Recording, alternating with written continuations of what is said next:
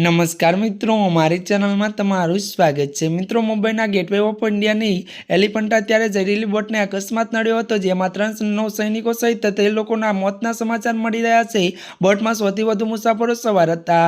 મળતી માહિતી મુજબ નેવીની સ્પીડ બોટ એક પેસેન્જર બોટ સાથે અથડાઈ હતી, જેના કારણે પેસેન્જર બોટમાં પાણી ભરાવા લાગ્યું હતું અને તે બોટ ડૂબી ગઈ હતી, જેના કારણે સમગ્ર દુર્ઘટના બની હતી।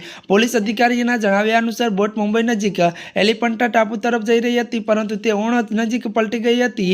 બોટ દુર્ઘટના બાદ નૌકાદળ, જેએનપીટી અને કોસ્ટગાર્ડ અને એલોગેટ પોલીસ સ્ટેશન અને સ્થાનિક ફિશિંગ બોટની ત્યારે મદદથી ત્યારે રાહત અને બચાવ કામગીરી કરવામાં આવી હતી। જે બોટ સાથે અકસ્માત સર્જાયો તેનું નામ નીલકમલ હતું। મહારાષ્ટ્રના મુખ્યમંત્રી દેવેન્દ્ર ત્યારે ફડણવીસે સોશિયલ મીડિયા પ્લેટફોર્મ પર આ દુર્ઘટના વિશે માહિતી આપતા લખ્યું કે સૂચના મળી છે કે એલિફન્ટા જઈ રહેલી નીલકમલ બોટ દુર્ઘટનાગ્રસ્ત થઈ છે। તાત્કાલિક ધોરણે સહાય માટે નૌકાદળ, કોસ્ટગાર્ડ અને પોર્ટન અને પોલીસની ટીમ બોટ મદદ માટે મોકલવામાં આવી છે। સદનસીબે મોટાભાગના ત્યારે નાગરિકોનો આબાદ બચાવ થયો છે। ત્યારે મિત્રો, આજના માટે આટલું જ। અમારી ચેનલમાં નવા હોય તો અમારી ચેનલને મિત્રો તમે લાઇક, શેર અને સબસ્ક્રાઈબ કરી દેજો। ધન્યવાદ।